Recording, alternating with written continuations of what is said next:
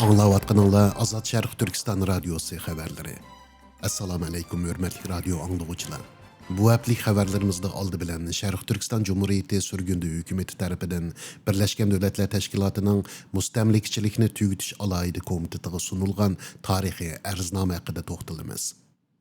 Onundan keyin Xitay Amerika və Xitay Rusiya münasibətləri, bulubmu Beijing'nin köp qutupluq dünya strategiyası və Xitayның kəlgüsü texniki cəhətdə çoğ səkrəb ilgirləş dairəsində Şərq Türkistan'da qurulubatqan yeni strategiyilik bazı toğrusida xəbər berimiz. Ahırda bolsa, Gollandiya parlamentinin Xitayның çigira alqıgan bastırış siyasetiga qarşı küçlük qədəm taşlığanlığı, şundaqla Uyğur fəaliyyətçisi Abdurrahim Ghanining bu yıl Danxaq şəhərlik hökumət binasında Xitay bexəterlik xadimləri tərəfindən zorluqqa uçuruşundan keyin bu vaqenin Gollandiya cəmiyyəti və siyasi sahədə qandaq küçlük narazılıq qozğanlığı haqidagi xəbərimizni anglaysizlar. Qənəmsə deyixtanlar, bu həftəlik xəbərlərimizin təfsili məzmununda bolsun. Ma'lum bo'lishicha, Sharq Turkiston Cumhuriyeti sürgündü hökuməti və Sharq Turkiston Milli Hərəkəti Sharq Turkiston masalasını faqat insan haqları masalasi emas, balki mustamlikachilik və öz taqdirini o'zi belgilash huquqi nuqtasidan BDT'ga rasmiy arz sungan. Bu Xitayning Sharq Turkistondagi hukmronligini BDT sahnasida tunji qatim bevosita mustamlikachilik deb qonuniy ramkada munozaraga ilib chiqqan qadam bo'lib qoldi. 25 bətlik bu ərznamədə Şərq Türkistanның 1949 yılı Xitay tərəfindən qurallıq besivilinğanlığı, bu zemin xalqının heç qaçan erkin rəvişdə öz təqdirini belgiləş fürsətiga erişməyənligi, şundaqla yaxınqı yıllardakı kən köləmlik tutqun, məcburi əmgək, tuğut çəkləş, mədəniyyət yoxutuş və balalarını ailəsindən ayırış siyasətləri təfsili tilgə ilinğan. Ərznamədə yana Xitayның Şərq Türkistondagi hukmronligini mustamlikachilik və işğal qilish deb bekitishni, BDT'ning Şərq Türkistonni o'z taqdirini belgiləyolmagan zimin qatoriga kirgizishini talab qildi. Ərznamədə tövəndiki jinoyatlar təfsili tilg'a ilingan. Yüz minglığan, hatto millionlığan Uyg'ur və başqa Türkiy xalqlarining lagerlarga qamalishi, majburiy tug'mas qilish və bola tushirish siyosati, 1 milyonga yaqin balaning ota-onasidan ayırıb dövlət tərbiyəsiga ilinishi, kən köləmlik məcburi əmgək yötkishi, əzalarını məcburi eliviliş cinayəti və Uyğurlarning til, din, mədəniyyət və milli kimligini yo'qotishga qartilgan siyosatlar. Ərznamədə BDT Kişilik Hüquq İşxanasının 2022 yıllık dokulatı Amerika hökuməti və bir qancha G'arb parlamentlərinin erki qırğınçılıq deb bekitgan qararlarımı naql qilingan. Ərznamədə BDT Kişilik Hüquq İşxanasının 2022 yıllık dokulatı Amerika hökuməti və bir qancha G'arb parlamentlərinin erki qırğınçılıq deb bekitgan qararlarımı naql qilingan. Ərznamədə yana BDT'ga 8 türlük rasmiy talab sunulgan bo'lib, jumladan Sharq Turkistonni mustamlika zimin deb tizimlash, Xitoyni ishg'olchi va boshqurg'uchi kuch deb bekitish, Sharq Turkiston xalqining mustaqillik va o'z taqdirini o'z belgilash huquqini e'tirof qilish va Xitoyning C24 komitetidagi manfaat to'qinishini tekshirish qatorliqlar bor. Şərq Türkistan Cumhuriyeti sürgündü hökuməti rəisi Doktor Məmtimin Əla bayanatında 80'den artıq dövlət mustamlikachilikni tügütüş ramkasida mustaqil bo'ldi. Bugün Şərq Türkistan xalqi BDT aldida o'xshash huquqni talab qilmoqda dedi. Shuningdek, Şərq Türkistan Milli Hərəkəti rəisi və Şərq Türkistan Cumhuriyeti sürgündü hökuməti Tashqi ishlar ministri Salih Hudayar Uyğur erki qirg'inchiligining yiltizi Xitoyning mustamlikachilik ishg'oliyatida xalqimizning hayot qilishining birdan-bir kapolati mustaqillik va o'z taqdirini o'zi belgilashdir deb bildirdi.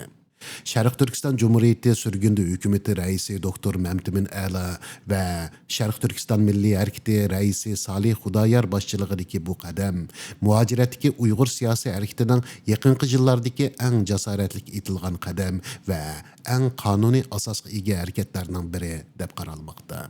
Күзәткүчеләрнең карашыча, бу әрзнаме дәрхал нәтиҗә бермәсеме, әмма Шәрқ Түркистан мәсьәлесен ички иш рамкасыдан чыгарып, мустамликчилек ва халыкара канун даирәсенә көтүриш җәһәттә наайты зур тарихи әһмиятгә ия. Radiomiz nomidan bu arznamani sungan munosabatli tashkilot rahbarlari bilan aloqalashib, maxsus suhbat ilib berishga tirishgan bo'lsakmi, xabarimiz tayyorlanganiga qadar ulardan rasmiy javob kelmadi. Shundaqdimi biz bu tarixiy voqeaning keyingi taraqqiyotini davomli yaqindan kuzatib, BDTning bu arznamaga qachon va qandoq inkas qaytardiganligi, shundaqla xalqaro jamiyatning buningga qandoq pozitsiya tutadiganligiga doir oldimizdagi xabarlarimizda davomli iz qo'g'lab xabar beramiz.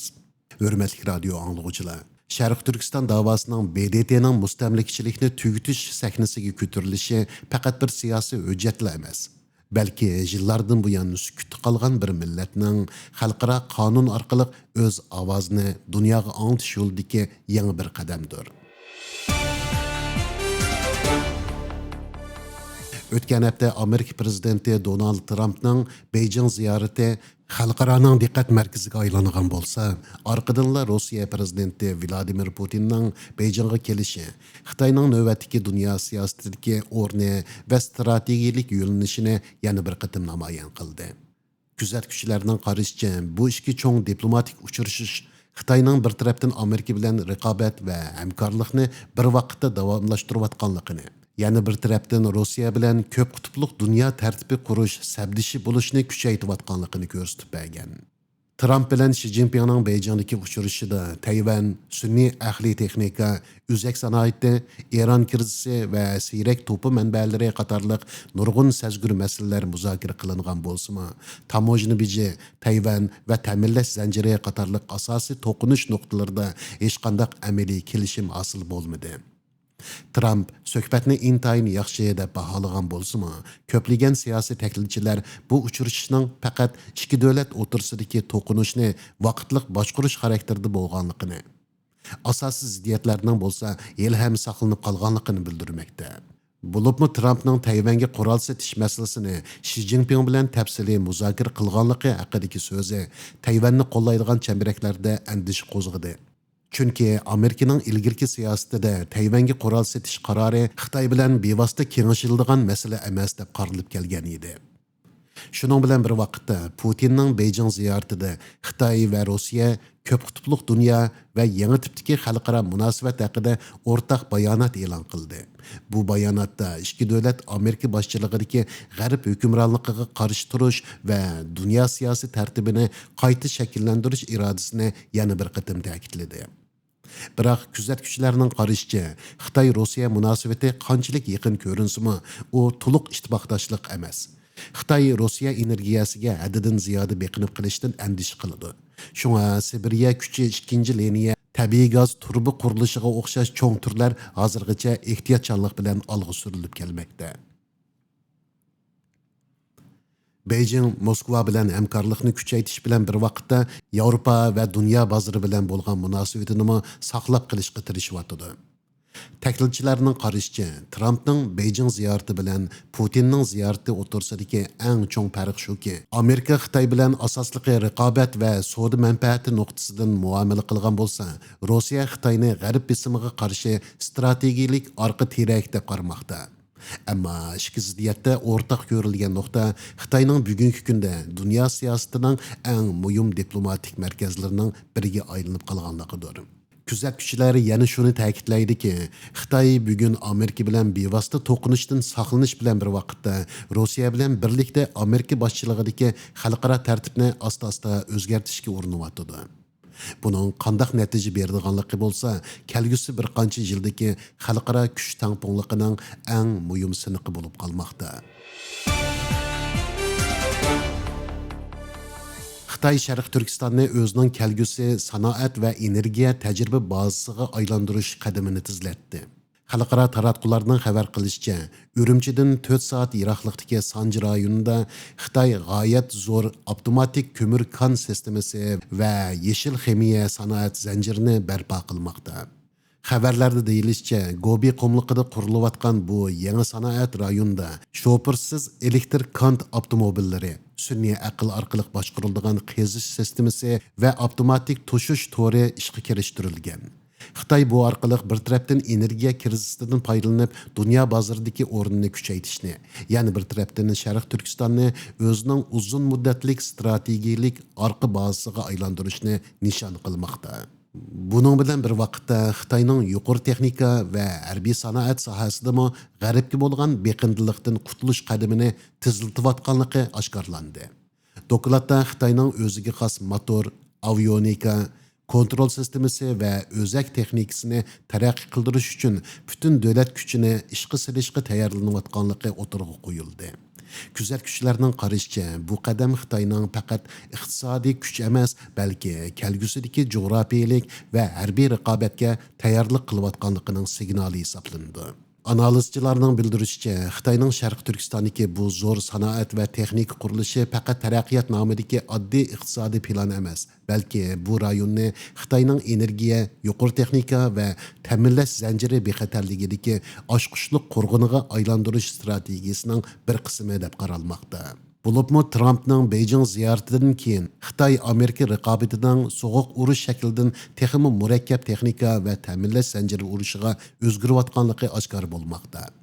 Bir tarafda Xitoy o'zini jazodan saqlanadigan sanoat kuchiga aylantirishga urinsa, yana bir tarafdan Amerika Xitoyning bu ilgirilishini to'xtatish uchun iqtisodiy va texnikalik besimni oshirmoqda. Ammo diqqat qo'zg'aydigan eng muhim savol shuki, Xitoy Sharq Turkistonni kelgusidagi yuqori texnika va energiya qo'rg'oniga aylantirayotgan bir paytda bu rayondagi Uyg'urlarning siyosiy va insoniy taqdiri qanday bo'ladi? Gollandiya parlamenti Xitoy hukumatining chet ellardagi Uyg'urlarga qaratgan chegara halqagan bostirish harakatlariga qarshi sunilgan taklif loyihasini zo'r ko'p sonliq ovoz bilan ma'qullab, Xitoyning Yevropadagi besim siyosatiga kuchli signal berdi.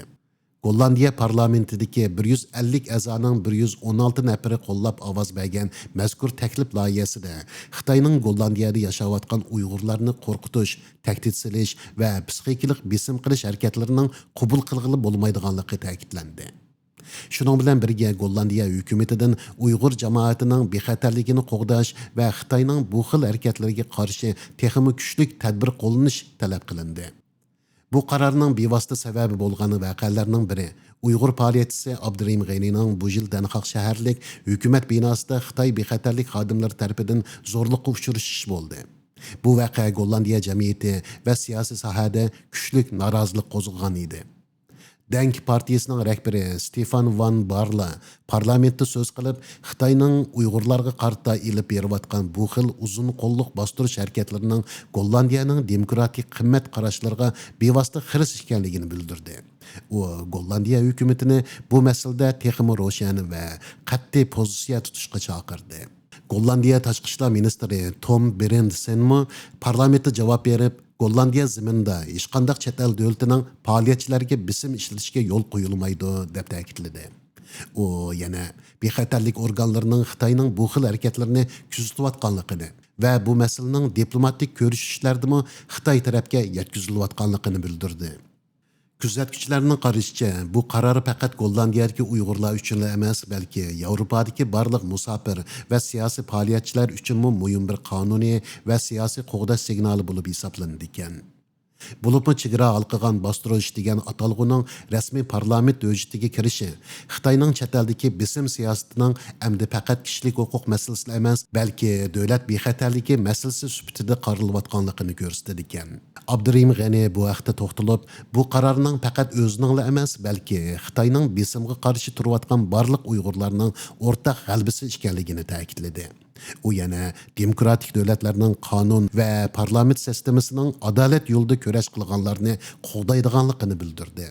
Siyosiy tahlilchilarning qarashicha, Gollandiya parlamentining bu qadami kelgusida boshqa Yevropa davlatlariga ta'sir ko'rsatib, Xitoyning chet ellardagi uzun qo'lliq bostirish harakatlariga qarshi texmo keng xalqaro inkoslarning shakllanishiga yo'l ochishi mumkin. Hamda bu masalalar haqida texmi cho'nqur tushunchaga erishish uchun Sharq Turkiston Ulusal Manfaat Markazi mudiriyati raisi, mustaqil siyosiy kuzatchi va tahlilchi Nijotbek bilan elib borgan maxsus suhbatimizni diqqatingizga sunamiz.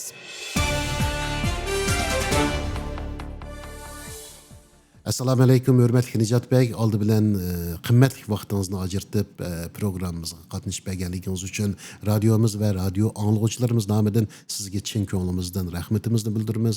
Xush keldingiz. Aleyküm selam Abdusam Bey. Beni ziyaretinizle teklif kılınız için ben rahmetimi bildiririm. Nijotbek, Sharq Turkiston Jumhuriyati surgundi hukumatining BDTga sungan arznamasini qanday baholaysiz? Buni tarixiy qadam deb qarashga bo'lamdi.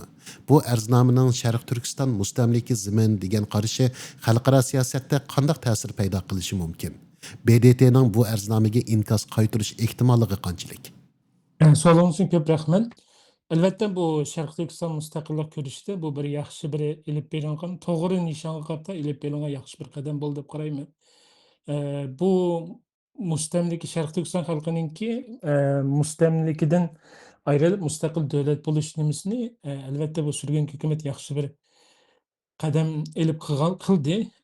Buningdan 5 yil burun oldi bilan Ruqya Turdish xonim bir kitob yozgan Sharq Turkiston xalqining mustaqillikqa bo'lgan egalik huquqiy deyilgancha. Hmm.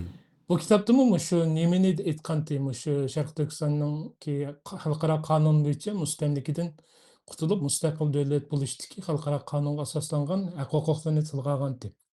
Hani buni 5 yildan buyon buni ijro qilgan bir tashkilot, bir organ yo'qdi. Bu qitim surgun hukumatniki buni qilishi, bu yozilgan kitobninki, bu akademik kitobninki ilib berilgan tunji bir qadami deb qarasak bo'ladi. Buni amaliylashtirib, normal siyosiy nimaga kelganligi bu bir yaxshi bir qadam.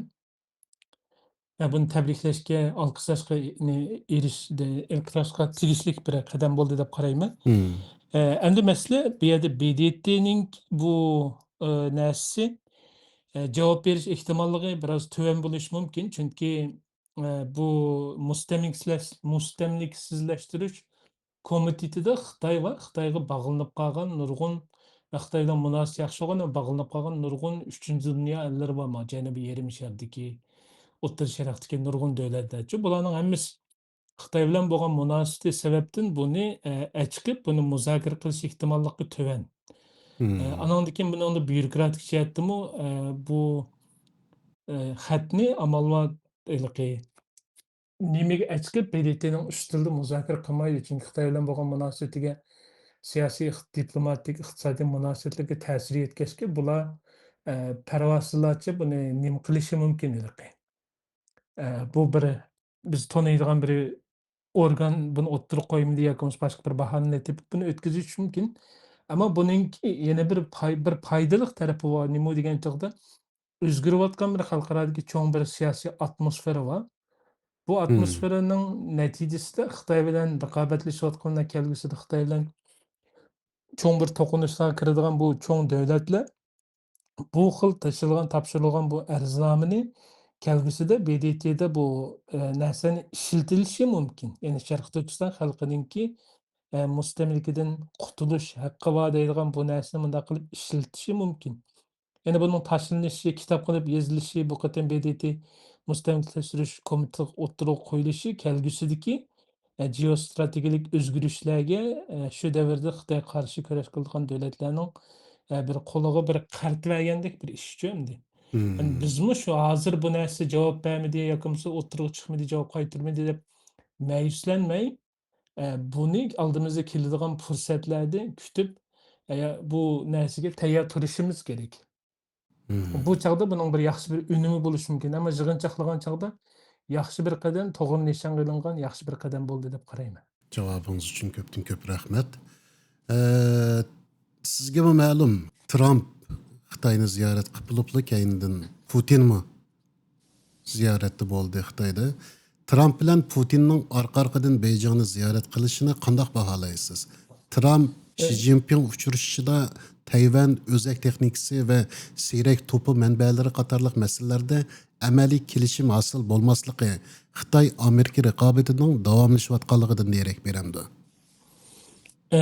Albatta bu bugünkü dünyanın nimesiga qarasak 2017 yildan dunyo Amerikaninki yolg'iz yetakchilik oldidan bir 3 nimaga cho'ng kuchninki boshqarayotgan ko'p qutblik dunyo tartibiga o'zgardi. Endi ma qatimqi Iran urushidan keyin Amerika'nınki en çoğun devletlik nimisinin asasen tügep, çöküşü başlangan bir nersini körüvatımız. Yani paralel alda, mush 2026'dan tartip bugünkü kadar dünyadaki en çoğun devletler, Avrupa İttifakı, Amerika, Rusya, bu da hamma devletning vekilleri bu Xitoyga ziyoratga keldi. Bu yerda Xitoyning o'rnining kuchlanayotganligini bir rasm chiqdi-ku bu yerdan qarasak. Yani Hmm. Trump'ның ziyaretinde Amerika-Xitay münasebetiga qarasak, bu yerda ikkisi hem raqobat qilayotgan nurg'un sohalarda, dunyoning nurg'un yerlarida o'zaro bir-biriga raqiblik o'rnatirayotgan, ammo parallel holda ikkisining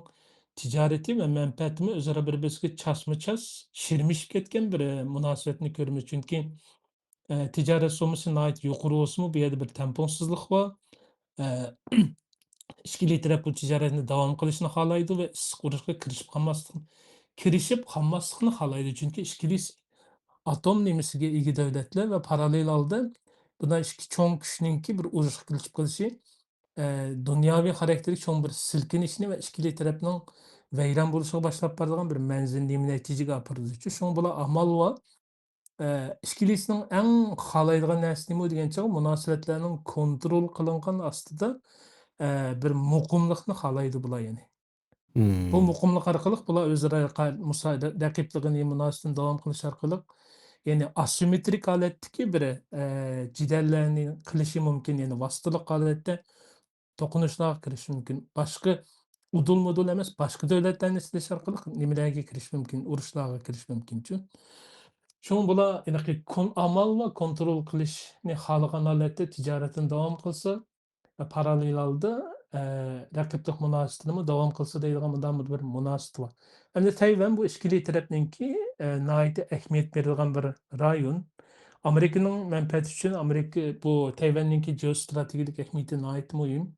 Texnologiyalik jihatdami masalan nima muhimlik var? Dünyanınki en çoğun çip özek ishlab chiqaruvchi bir o'rin.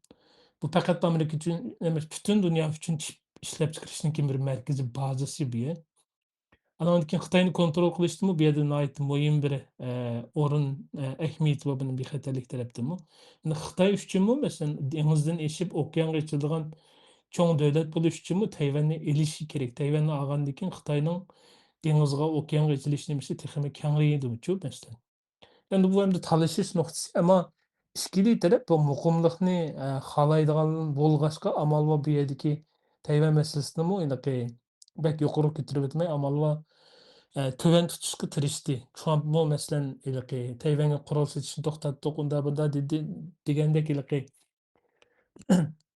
qiziq nimaga kirmay o'tib ketdi. Amaliyotda Tayvanga qurol sotishni davom qiladi, chunki Tayvanni ketkazib qo'yish olmay degandek. Amerika'ni bu Sharqiy Indo-Pasifik rayonidan butunlay ishtirib chiqarib o'tadi. Bunda bir ishtirib chiqarib o'tgan Amerika o'zining dunyoga hokimdorlik kuchini yo'qotib qo'yadigan gap endi-ku. Hmm. Şoňa ikkisining münasibati jig'inchaqligында nima bor? Ya'ni ziddiyatmi bor, kesishadigan manfaatmi bor, tepishadiganmi manfaatlar bor, ammo ikkilisi yana Trump nima Shi Jinpingning degan bir gapi bor edi. Tusididiz tuzuqi deydiganchu. Hmm. O'sha bir raqobatga kirgilik bu yerda. Endi Xitoy tarafı signalni berdi, ammo bu urushga kirmay buni chiroyli hal qilsak deydigan bir ogohlantirish signalini berdi. Amerika tarafı bu urushga kirishni xohlamaydi bevosita to'qinishga, ammo boshqa vositalik holatda buni davom qilishni xohlaydi. Endi bu chog'da nima bo'ldi degan chog'da ikkili taraf bir vositalik o'ynaydigan o'yinlarni o'ynashi mumkin. Masalan, Xitoy Eronning orqaga o'tib yoki bo'lmasa boshqa yerlarda Shimoliy Koreyani qo'llash orqali Amerikani ojizlashtirishga, tahdid solishga nima qilish mumkin? Amerikami Tibet kartini, Tayvan kartini, Sharq Turkistonning kartini o'ynashi mumkin buningki oldimizgi kunlardachu. Hmm. Endi bu o'zgarishlar nihoyatda tez bo'lyotidi iliqi dunyoning nimasi, ammo Hmm. ikki cho'ng kuch amal va yig'inchoqlaganda issiq bir to'qinishga, urushga kirib qolmaslikqa tirishyotidi yani. Xitoy bilan Rossiya e'lon qilgan ko'p qutbli dunyo bayonoti Amerika boshchiligidagi xalqaro tartibga qandoq bir siyosiy signal berdi? Xalqaro tartib va sistema qarasak, bu Amerika Ikkinchi Dunyo urushidan keyin Yevropa Ittifoqi bilan birlikda o'zining qimmat qarashi nimani asos qilgan holatda dunyoning siyosiy, iqtisodiy, askariy nimasini qurgandi. Ammo Bugungi nimada qalsa bu tartiblarning hammasi nurg'un yerlarda ishlamayotidi, qimmat qarashlarini nimasiga ergashganlar ozayib ketyotidi, yani ta'sir kuchi ozayyotidi G'arb dunyosininkichi Amerika boshchiligidagi. Yani bu eriyotgan bir sistemni ko'ryapmiz. Hamda bu yerda masalan, bu qitimqi nimada Amerika, Xitoy bilan Rossiya birlikda biz agarda dunyo tartibi nimasiga yetakchilik qilsak, texno demokratik, texmi yaxshi bo'ldi deyapti.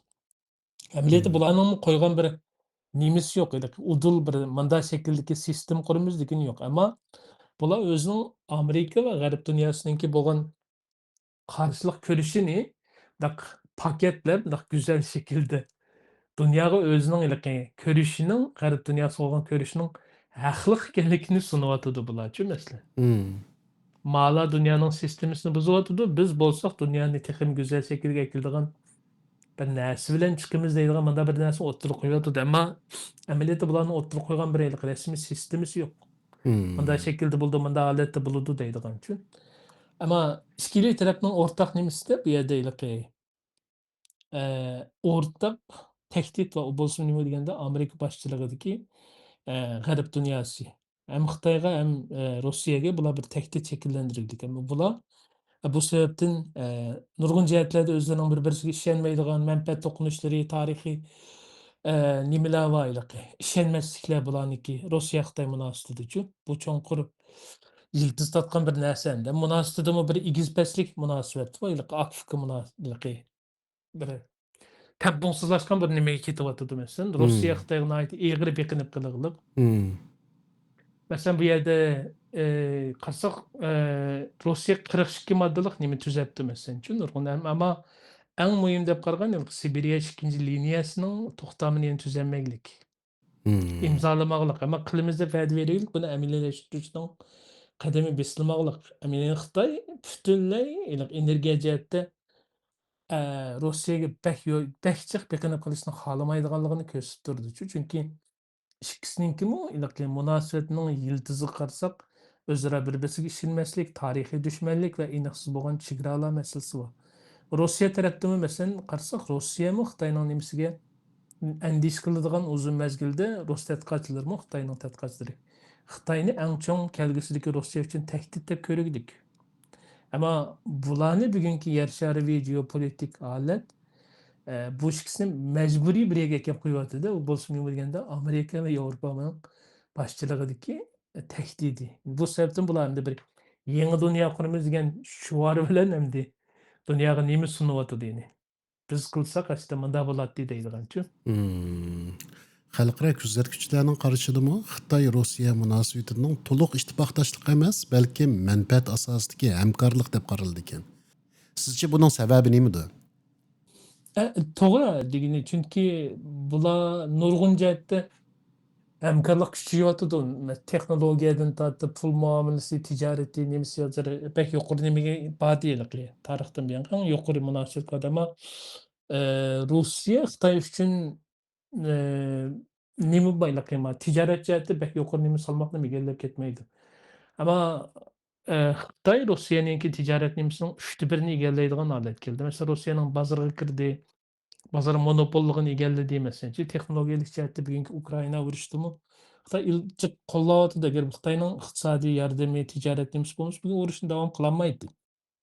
Endi bu yerdagi ishonmaslikninki bu uzunga bormaslikninki sabablari birisi tarixiy bir düşmanlik, ikki taraf bir-birisidan gumon qilinadigan, andan keyin aniqsiz bo'lingan va qaytirib elinmagan Xitoylarning nazaridagi qaytirib elinmagan chegara nimasi bor, zaminlari bor. Masalan, Xitoy Rossiyadan olamiz degan. Andan keyin Xitoyninki bu ko'chmanlarninki izchil Sibiriya tarafga besib kirib, bu yerda Xitoy nüfusining ziyoda eshib ketishimi Rossiya tadqiqotchilari va siyosatchilar tarafidan bir tahdid deb qaralyotidi masalanchi. Andan keyin rayonluq masalalar va ham Kavkaz rayoniga, ham O'rta Osiyo rayoniga Xitoy ta'sirining eshishi kuchaylik. Masalan, bu 5 ayning 5-ida Tojikiston prezidenti kelib ziyorat qilib ketdi 3 kunlikchi xabaringiz bo'lganda. Hmm. Bu yerda 80 türlük yaqin bir imzolarni nim qildi. Nurg'un narsalarni imzoladı. Paralel holda masalan ikkisininki mangulik do'stlik shartnomasini imzoladı. Hmm. Lekin askeriy va xavfsizlik jihatdan bu ikkisi nihoyat cho'ng bir hamkorlik nimasini tuzdi. Andan keyin Hazır Tacikistan'ın çegara qoğdaydigan bexatarlik aparatlary, saqçı hərbi nimisinin bütün təminatını Xitay təminləydiganlygy vədə beripdi məsələn üçün. Hmm. Endi Tacikistan Xitayning nimisi var məsələn, Russiyanınki əskeri bazası var. O'rta Asiyoni Rossiya o'zining oqibay bag'chisi deb qaraydi. Bu yerda bu O'rta Osiyodagi Xitoyning ta'sirining kuchayishi bu Rossiyanimi beram qilayotgan narsa. Ammo Rossiya majbur bo'lg'achqa bu yerda Xitoy bilan ochiq to'qinishga kirmayapti, ishlab turyapti-da. Degandek tarixiy munosabatlar, chegara masalalari, bu hozirgi O'rta Osiyo rayonidagi, Kavkaz rayonidagi Xitoyning nima ta'sirining oshishi bu narsalar kelgusidagi bu munosabatlarning buzilishiga sababchi bo'lgan omillarniki birisi hamdichu. Hmm. Hani bu yerda yana bir rol o'ynaydigan omil u bo'lsin nima deganda Yevropaning va Xitoyning Yevropaning va Amerikaning Rossiya bilan bo'lgan munosabatni normallashtirib birlikda Xitoyga sap tuta olamdi, tutolmamdi. Hmm. Bu bir hal qilg'uchi omil masalanchu. Chunki buni jiq qatim Amerikaningki cho'ng tadqiqotchilari, mutaxassislari jiq qatim buni o'tirg'u quyuqliq va taklif berig'liq. Ama Amerika buni icra qilamiz deb beliq taz muvaffaqiyatlik bo'lanmidi bu yerdachu. Nicat Bey, siyasi küzətküçülər nima üçün Şərq Türkistandakı zor sanaat və texnik quruluşlarını Xitayning energiya və təminləş zənciri deb qaraydı.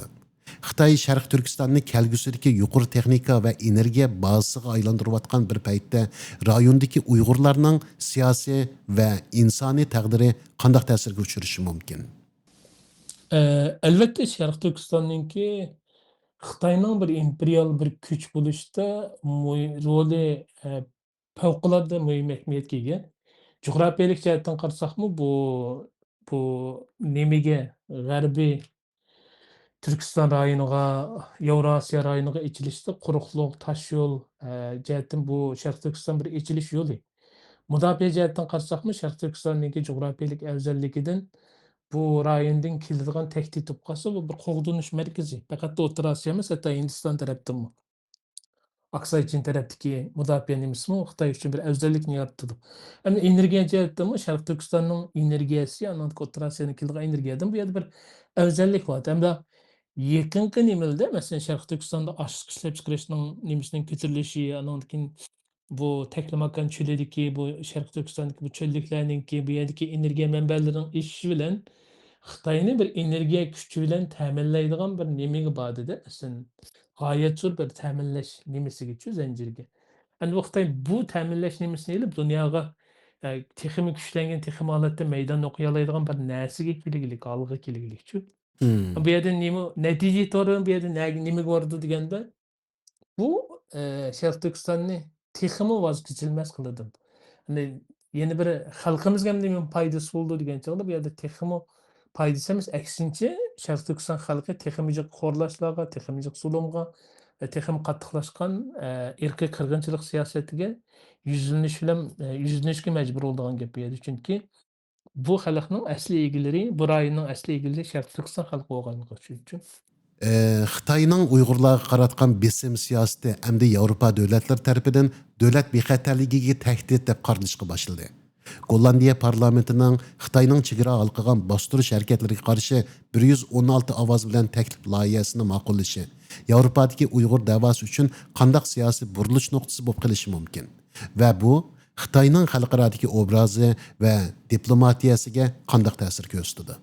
Elbette bu casusluk hareketleri nurgulluğun devletlerinki bu devlet istihbarat idarelerinin çıkan dokülatları karşısak bulup mu Avrupa taraftan Xitay en aktif istihbarat hareketi yürgüzüyorken devletlerinki birisi. Rusya'dan karşı. Ama bu yerde bulanın teknoloji nimesi istihbarat hareketleri asaslık teknolojiye o'g'irlash va bu yerdagi o'zlarining nimasi deb qarayotgan, tahdid deb hisoblayotgan Tibet va Sharq Turkiston faoliyatlari tashkilotlardichu. Bularni izchil nim qiliqliq deb bular to'g'riliq uchirish va nim qilishlarni qilib kelganlikda, ammo